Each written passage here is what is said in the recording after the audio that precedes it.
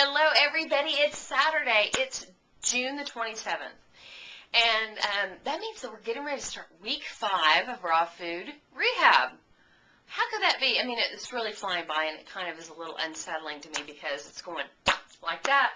But here we go. We're going to do it. We're going to do it, and we're going to finish strong. I mean, I know a lot of you guys are dealing with some of this roller coaster ride of life like I have been.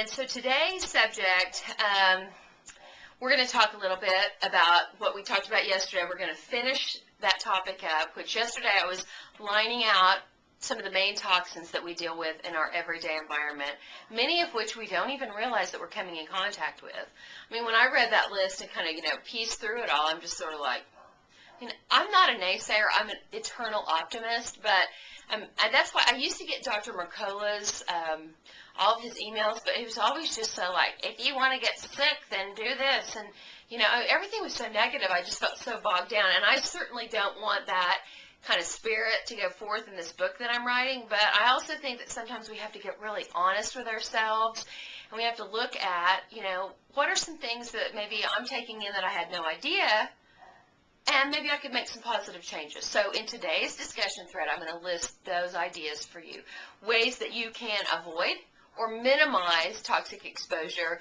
in your everyday environmental life and your in your food. Now listen, I know on that lifestyle questionnaire, I said, do you carry a cell phone in your body, or do you talk on it more than an hour a day? Do you sit near a computer? Listen, that's where we are in the world, people. And so don't feel like I'm trying to be critical. I'm just trying to let you know that there are things that you can do. If that is your lifestyle, if that's your job, for example, you're probably not going to be able to get away from that. So what can you do to make it better? So we're going to talk about the physical realm of how we can deal with some of these toxins. And then since I sort of put my heart on my sleeve yesterday and shared my heart with you, I wanted to read some words to you that had just recently come in from a really trusted and wise friend. And this friend knew absolutely nothing of what was going on. It's just this information came to me unexpectedly, and I wrote it down as best as I could because it's so poignant.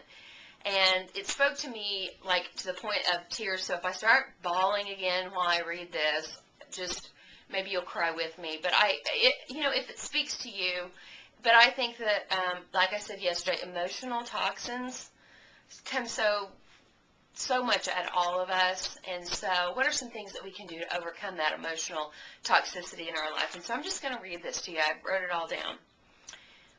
Love from your core. Don't fake it.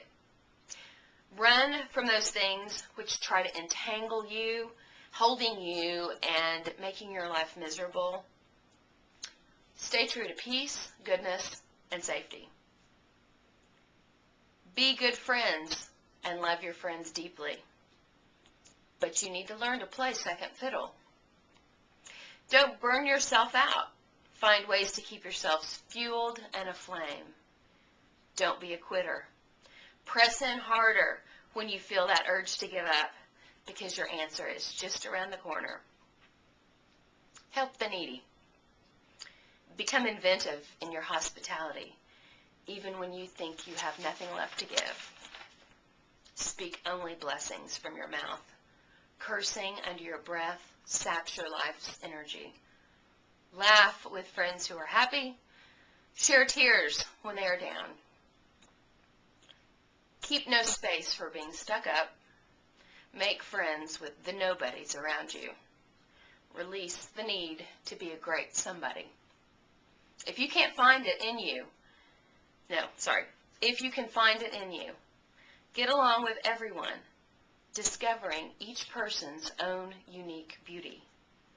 Forget about getting even. That's another toxic use of your energy.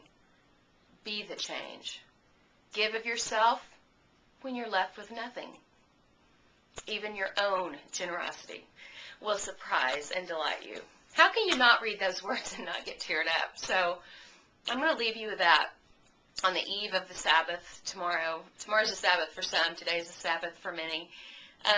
But anyway, I just think that those are issues that we all need to look at when we're struggling in our lives, as we all do, and know that there's a bigger picture. And we need to plug into that bigger picture and get out of our own self sometimes, because we can get so in our own way. And so that can be toxic. I can't wait to talk to you tomorrow. I've got some good things planned.